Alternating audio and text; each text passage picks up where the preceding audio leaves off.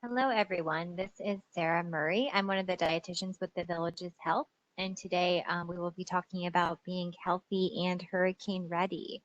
So we're going to bring up a bunch of resources for you all here. So an overview of what we're going to go through today, we're going to talk about considerations for disaster readiness, the basics of that, food preparedness, food safety and sanitation, really important during an emergency. Staying active, I'm sure we're all trying to find new ways, especially right now during the COVID-19 pandemic, to try to find ways to stay active. And then we're going to talk about tips for finding a shelter as well, and then some additional resources for you guys. So hurricane season is considered between June 1st and November 30th. And it's important for everyone to keep these dates in mind and everyone to be extra aware during this time, but also outside of it, trying to be aware of any kind of disasters and be ready for anything because everyone is vulnerable, especially to natural disasters. The general recommendation is to have at least a 10-day supply, and this is just a general recommendation. If you can get 3 days supply, that's a heck of a lot better than nothing. So a 10-day supply would be ideal, but if you can at least make a 3-day supply, that is considered good as well.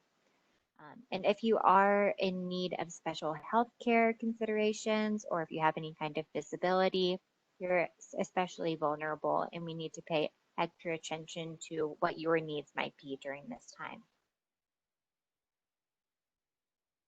So I'm not going to read through everything on this list. We're going to kind of give an overview. Everyone should have a printout of these slides in addition to the other resources that we're supplying today. But this is just to give you guys a basic overview, a little checklist of things that you might want to keep in mind. Water, the general recommendation is to have at least 1 gallon of water per person per day. So you want to have at least 10 gallons, and this is a supply for drinking and sanitation. So this is for washing your hands, for bathing, everything, drinking. So you want to make sure you have adequate amounts of water, gallons of water, or jugs, whatever it might be that you can get your hands on. And at least a 10-day supply of those non-perishables. We don't want to have perishables during this time. Those won't necessarily last us the whole 10 days if something goes on and power is out or something. A big one also is a non-electric can opener. If you're out of electricity, what are you going to do with an electric can opener? There's really not too much you can do. So making sure you have electric, that manual can opener. Of course, everyone is stocking up on things like paper goods, like our toilet paper and paper towels right now. So I'm sure everyone has their emergency supplies ready for that. But also in this emergency supply kit, we want to make sure we have our prescription and over-the-counter medications, at least a 10-day supply. Backup batteries are always great. If you do have a camper grill, we'll go through that as well, but you want to make sure that you have your propane gas ready for that as well. And one big one is cash in small and large bills as well. So the general recommendation is at least $200 of that cash on hand. This is in case the banks are closed, the ATMs are out of power. What are you going to do in terms of cash? Making sure you have at least $200 in cash is really important, and making sure you know where those family documents are, those important ones.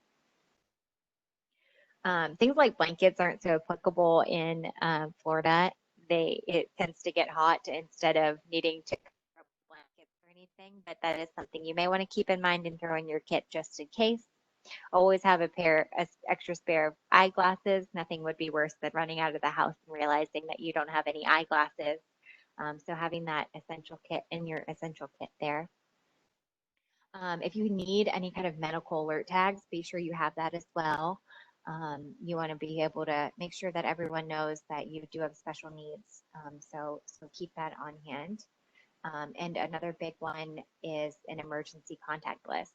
If we all have our emergency contact list in our phone and everyone's phone is dead, those really aren't serving us any good. So make sure you have them written down someplace, throw them in your kit, save it for a rainy day if we do need it. Another one that I really love personally, and that's come in handy for me. I'm a native Floridian, so I've been through many a hurricane seasons, and those crank radios and those battery powered radios are always a great source of entertainment when you're out of power and you're doing a puzzle.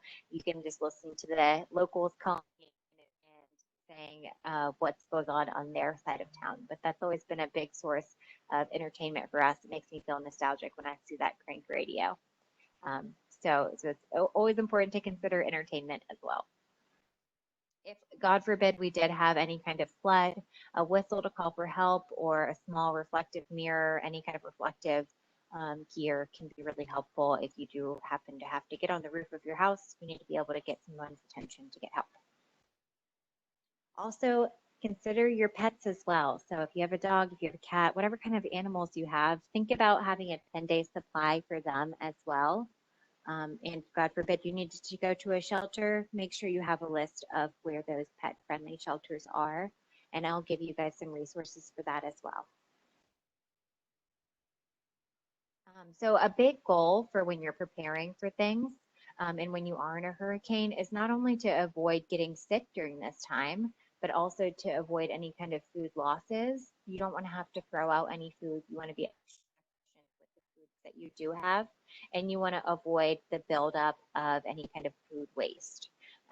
The trash pickup is likely going to be slowed down or stopped at this time. So you want to make sure that you don't have too much trash piling up. That can be not only a source of disease, but also a fire hazard as well. So you want to avoid food loss. And making sure that you're actually stocking up on food staples. I'll show you guys a big list in a few minutes here, and you should have had them attached with your email with the attachments as well. And again, like I said, those manual can openers are essential, but also thinking about having those eating utensils, like plastic eating utensils. So if you end up getting somewhere out to eat and you can stockpile those eating utensils, by also, if they happen to give you any kind of to-go or travel packs of condiments, I always like to store those in our hurricane supply as well. Those are really wonderful when you're trying not to open a whole jar of something. Just use those travel packs. So a minimum would be at least a 3-day supply of those non-perishable foods. And I'll show you guys a big list. What I have for you is a 3-day supply for a family of 4. So if there's only 2 of you, you can make it a 6-day supply.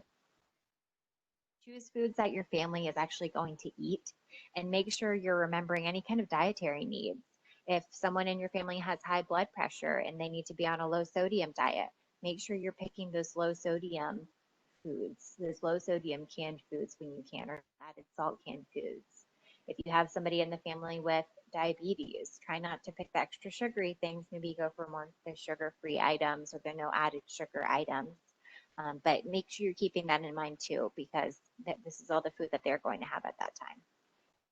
Also, with the sodium, you want to keep in mind to try to avoid foods that are going to make you thirsty. Sodium is going to make you thirsty. Those salty foods are going to make you want to drink your water supply, but you only have so much water. So trying to be wise with that. I always urge the lower sodium, the better. You can always add salt on the back end if you really need it. So just something to keep in mind there. So planning ahead before, just some things to keep in mind.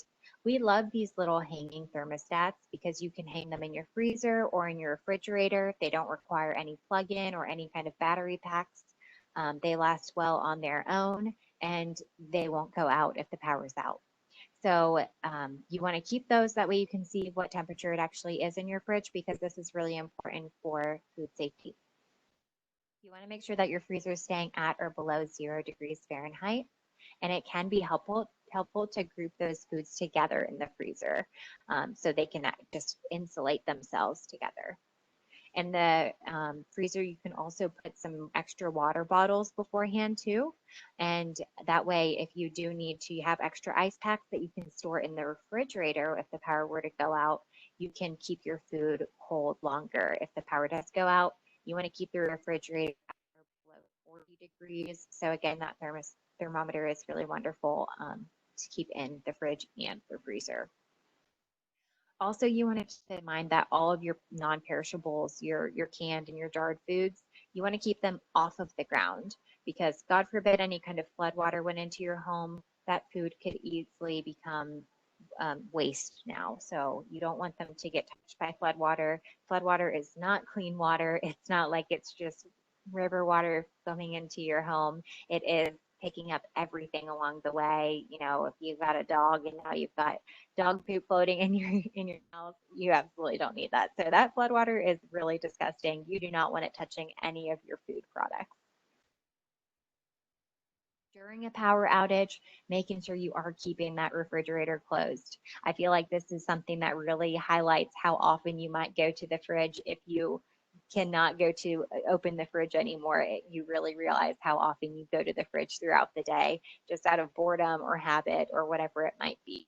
You want to keep the refrigerator door and freezer door closed as much as possible so you can maintain that temperature for as long as possible. And just some quick tips there. If the door is closed, the freezer will hold its temperature for up to 48 hours. If it's half full, it can stay cold for up to 24 hours. The refrigerator will keep food safe for about 4 hours if it stays closed. So anytime you open it, you're cutting that time down significantly. So some do's and don'ts of food safety and sanitation, making sure you're keeping your food covered. You don't want any kind of things landing in your food, obviously. Keeping your cooking and eating utensils clean. Of course, if you're going to be cleaning them, you're going to be using your supplies. So again, those plastic utensils are really excellent here. Plastic plates, plastic cups, things like that. Discard any food that's come in contact with that flood water. Like I said, it's filthy. You do not want to have that flood water anywhere near your mouth. Discard any food that's been at room temperature for 2 hours or more. That's opened food, of course, or prepared foods. Discard any food that has an unusual odor, color, taste. Of course, please don't do this in normal life. Definitely don't do this during an emergency.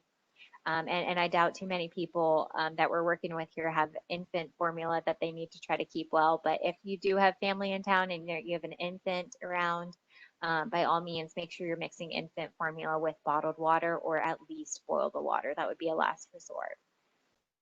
Definitely check your cans. Try not to even buy cans that are swollen or dented or corroded. Bacteria can get into those cans and they will not be safe for eating.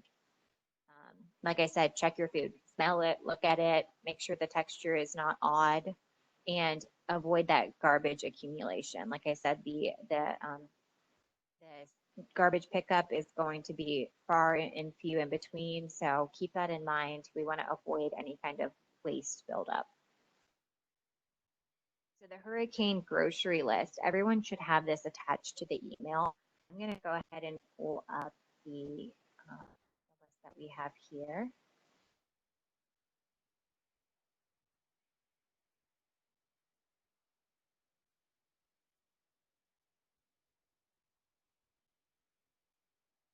So we've got the recipes pulled up here. And there's a number of different recipes. I came up with all of these recipes and all of them are tried and true. They have all been tested by myself and my husband. So we like all of them and they're all pretty solid. So some different ideas that aren't just peanut butter and jellies or those basic breakfast foods, dry cereal. We tried to make things pretty exciting here. And so, I tried to use almond butter instead of peanut butter. You might get bored of peanut butter. So we have a almond butter breakfast wrap here. There's breakfast ideas, making sure your meals are balanced. So even though you might have cereal here, making sure you're keeping it balanced by adding some nuts in there. You're getting some protein, some fat. You want to have that balanced meal so that way you can stay full longer, and it'll give you that more sustained energy, which you are definitely going to need in a disaster.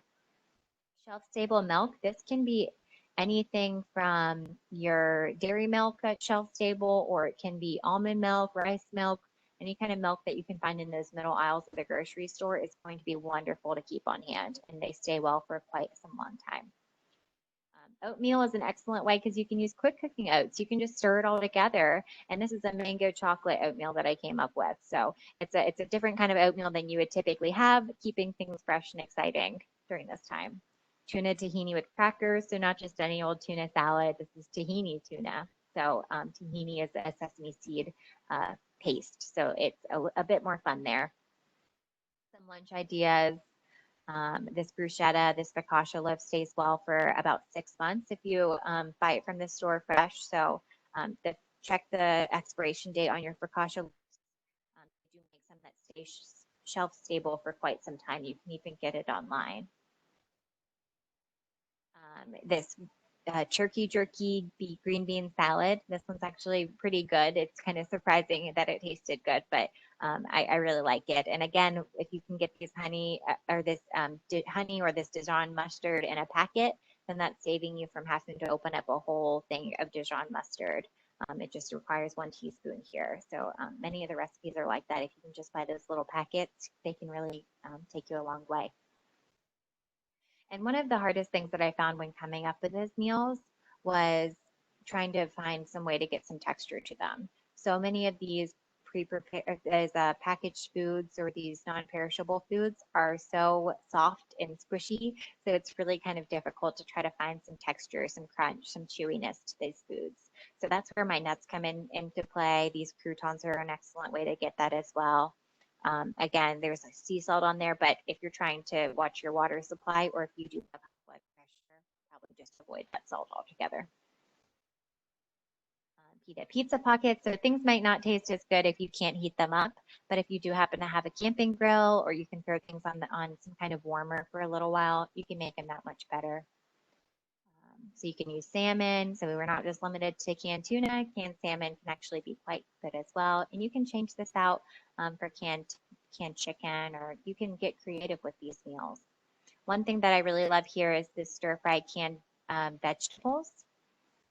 This is found in the Asian cuisine aisle. They come in big 28-ounce cans.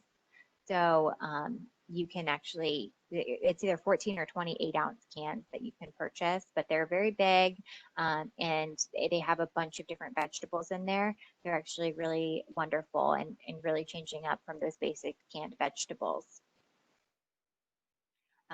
Southwest tacos using some corn tortilla shells. Those are really fun.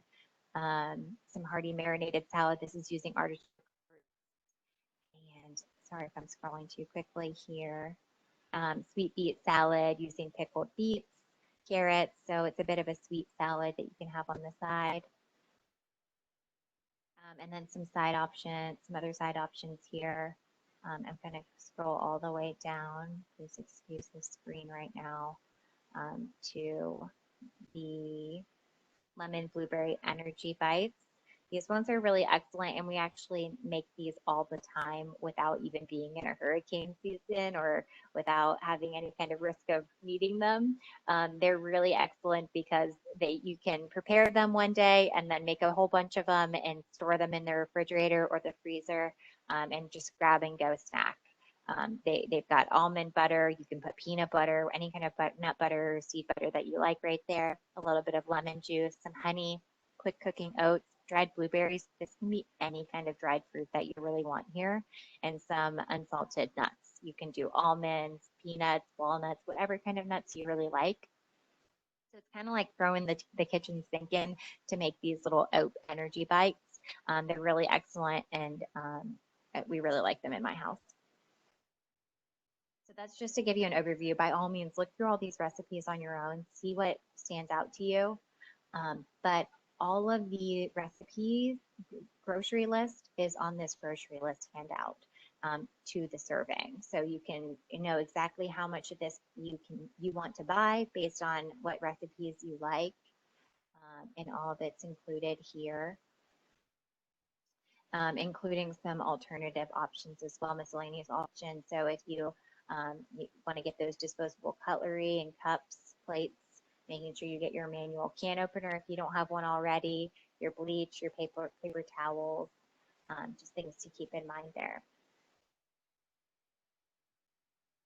That meal plan as well is included in your handouts. It's a 3-day meal plan, and it's got breakfast, lunch, and dinner. So like I said, this was 3-day meals for 4 people. And this is just a breakdown to make your meals a bit more balanced for each day. You can get that variety in there. This is for a standard approximately 2,000 calorie day. So if your needs are less, by all means, decrease your portions. But this is pretty standard. It's standard as far as sodium goes too for this. This is just for a typical American without any risk of heart disease. or hypertension. So do keep that in mind if you are on a low sodium diet or you're supposed to be on a low sodium diet. This is just all of these days are under 2,300 milligrams of sodium. A low sodium diet is under 2,000 milligrams of sodium. So just decreasing that sodium a bit more in some other ways. Not adding salt, going for the no added salt canned foods. But they're all balanced days. So just to give you an idea of what that would actually look like implemented.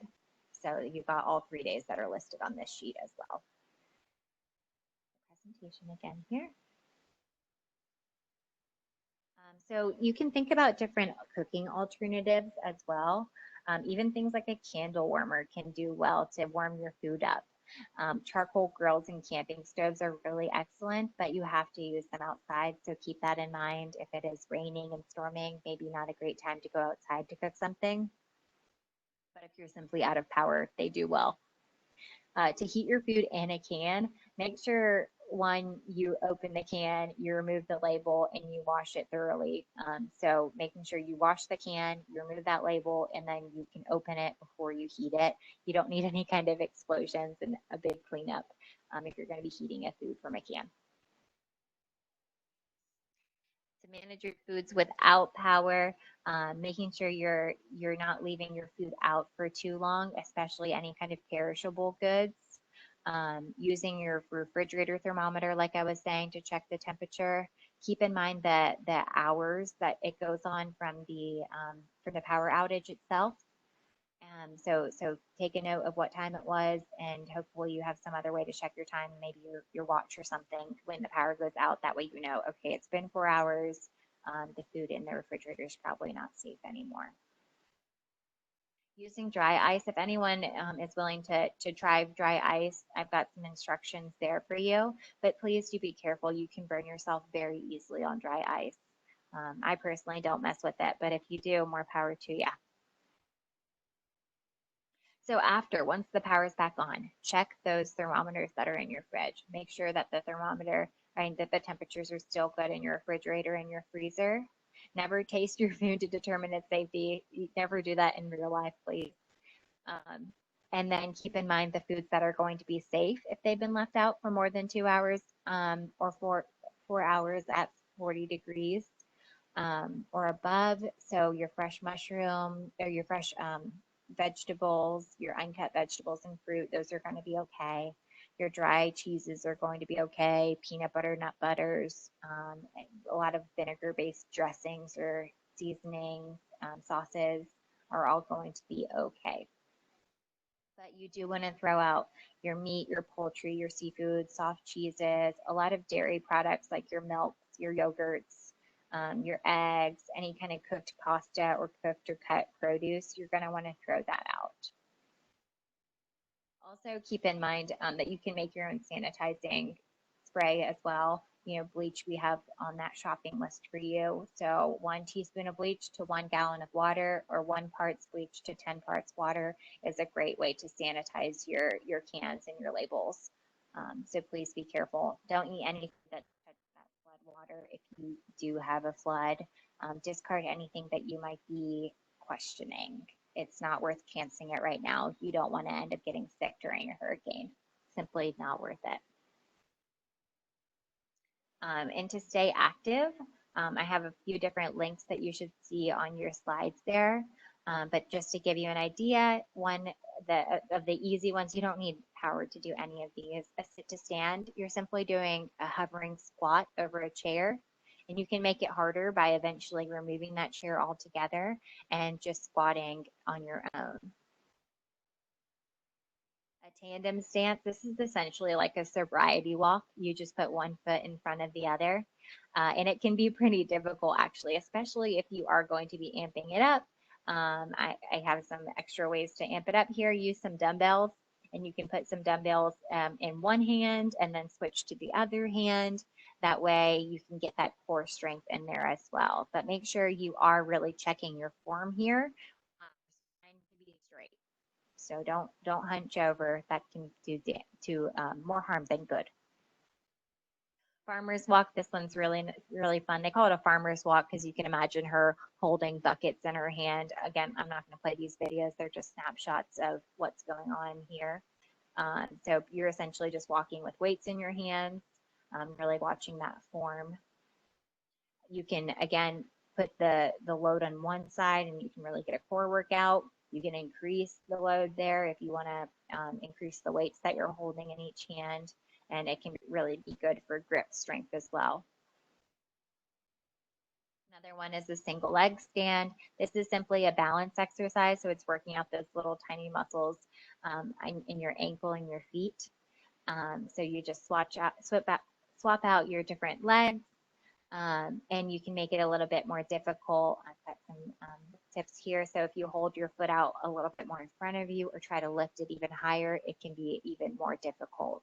So you can use rotation and really get a good workout in to stay active. You can't go outside very often, so it's going to be a lot harder. You can get a little stir crazy, like I'm sure some of us have experienced right now. So how can you stay active indoors? If you cannot stay in your home anymore and you do need a shelter, please keep in mind everything that you might need to bring with you and things that you might need special considerations for. Make sure you're notifying any kind of management at a shelter if you do have any special needs. Let your family and contacts know where you're going and where you'll be, where they can find you. And like I was saying, making sure that you're taking care of your pets during that time as well. So going to a shelter that has that pet care.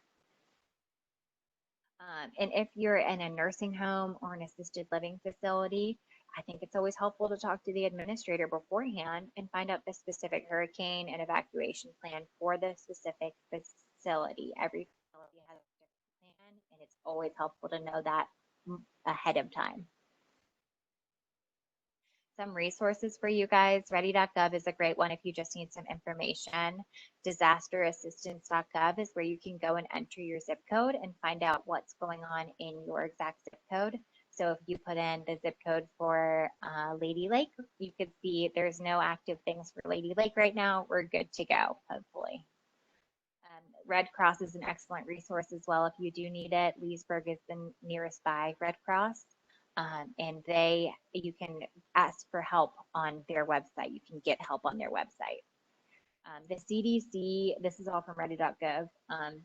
The CDC and Ready, they have social media presence. So if you want to get alerts, if you're on Twitter, if you're on Facebook, if you're on LinkedIn, you can actually join their social media pages and get alerts when something is going on. CDC.gov, they have a food safety and disaster, floodwater, different information. It's an excellent resource for materials or any kind of more information that you might want to see in a general sense. SilverSneakers is a great way to get that physical activity in, even if you are not in a disaster. SilverSneakers is an excellent way, and they really are focused on the older population. So they really focus on the technique, the form, making sure you don't injure yourself. They also have an excellent YouTube page. That's where I pulled those other videos from, those snapshots that I took of those videos. And they have a ton of different exercises. If you are looking for, I don't know, chair exercises, if you're looking for chair yoga, if you're looking for anything in particular, YouTube is an excellent resource, and SilverSneakers webpage on YouTube is really great as well. So by all means, let us know if you have any questions. My email address is at the beginning of this video here. So if you have any questions, don't hesitate to reach out, and we are here for you. So everyone stay safe. Thank you.